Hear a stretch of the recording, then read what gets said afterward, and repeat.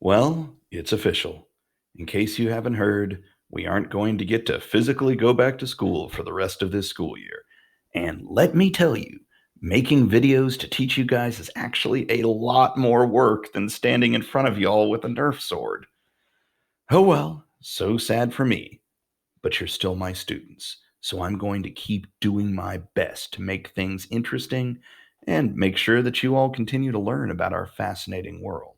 Which brings us to Buddhism, the second of the two huge world religions to start in South Asia. Today, we'll look at some of the core beliefs of Buddhism and a bit about the life of its founder.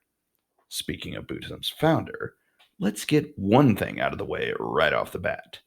Here is a statue of the Buddha, the man who started the religion Buddhism. You could see Buddha depicted in a number of different ways, but this is a pretty typical one. The statue on the right, however, is not a depiction of the Buddha.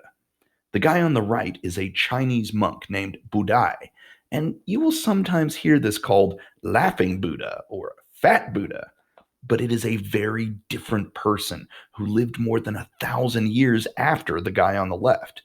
In other words, the statue on the right isn't wrong, it's just a very different person from the guy who started the Buddhist religion. There, you learned something already. Moving onwards. This is Prince Siddhartha Gautama, also known as the Buddha. Buddha is a title rather than a name, which means enlightened one. It's a little bit like how people sometimes refer to the founder of Christianity by his title, Christ, rather than the name Jesus. To understand Buddha's teachings, I think it will be helpful to understand his early life.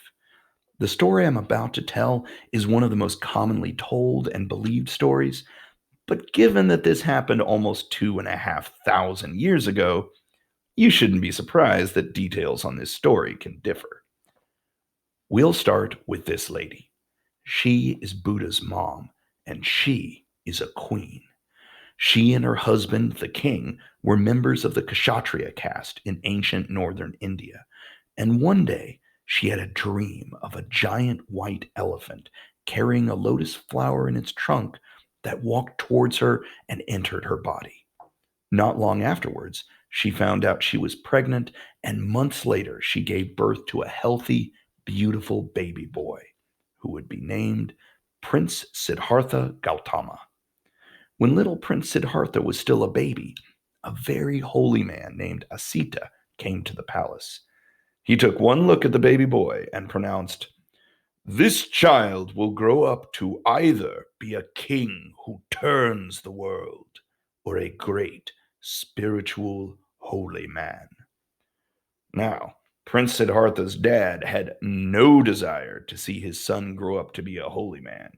Holy men usually lived hard lives of praying for enlightenment and worrying about the world's troubles. So he figured out an absolutely foolproof plan.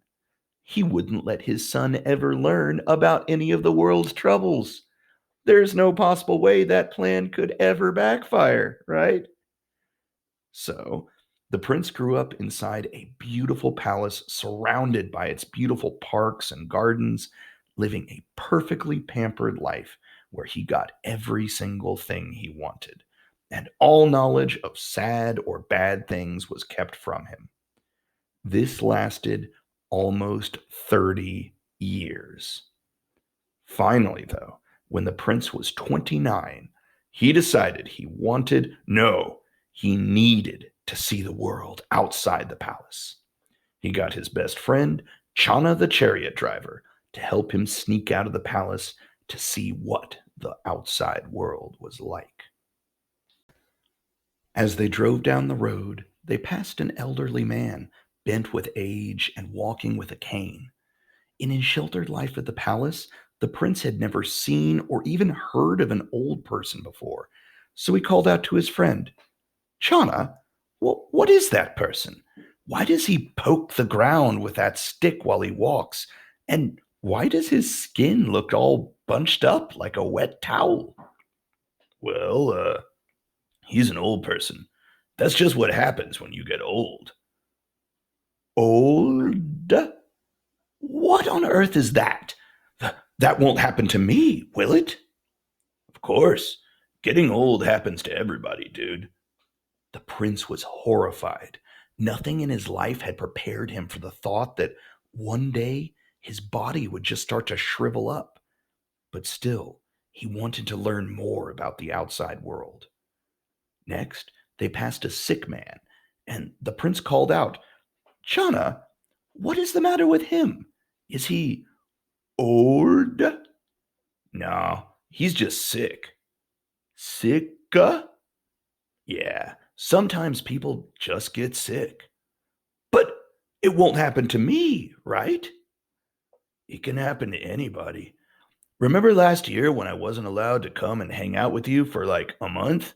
That's because I was sick. The idea that your body could be racked by illness at any time with no warning horrified the prince even more, but he still wasn't done learning about the outside world. Soon they came to a funeral procession where people were carrying a dead body. Chana, why are they carrying that sleeping person? Well, won't that wake him up? Prince, he's not sleeping. He's dead. Being dead is like being asleep, except you never wake up. You mean it's like when you're really tired and you sleep for an extra long time? Uh, no.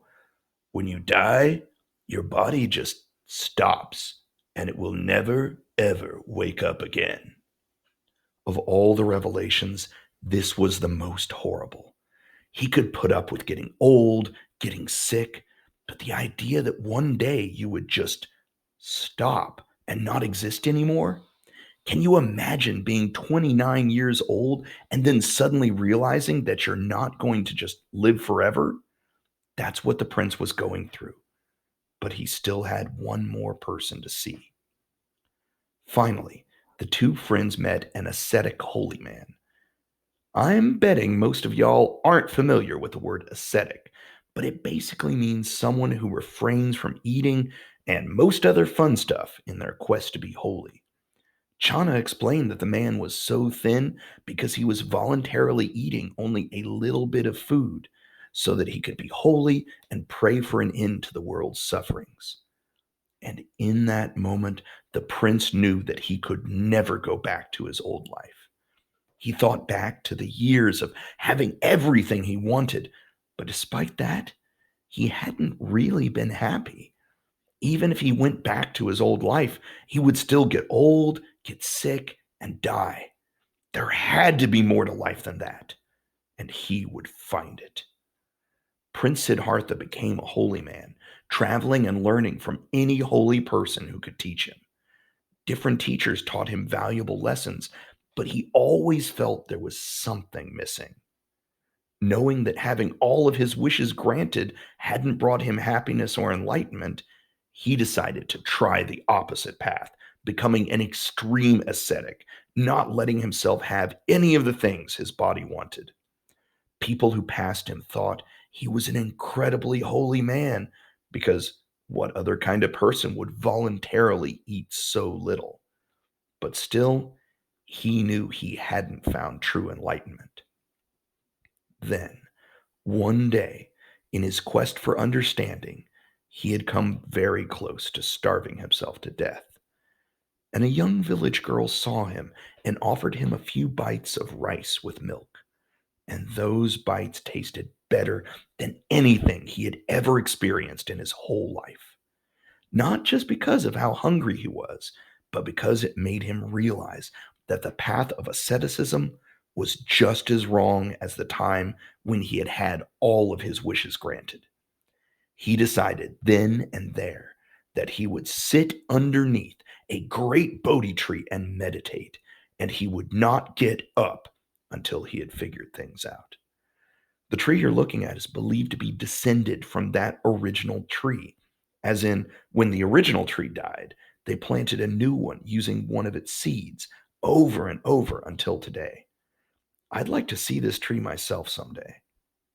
Anyway, he sat there meditating for 7 solid weeks until finally he had it. He understood. He had achieved enlightenment. He was the Buddha. You see, when he was a child, he had been put into a life where he had been given everything he wanted. That wasn't the right way to live. As an adult, he had tried denying himself everything he wanted, even food. That wasn't the right way to live either. The right way to live was the middle way, the middle path between the two.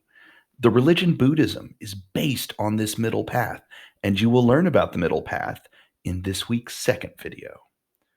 Before that, you may want to go ahead and complete the Life of Buddha assignment while all of this is fresh in your brain. I'll see you back here shortly for the second Buddhism video. But until then, stay safe and stay healthy.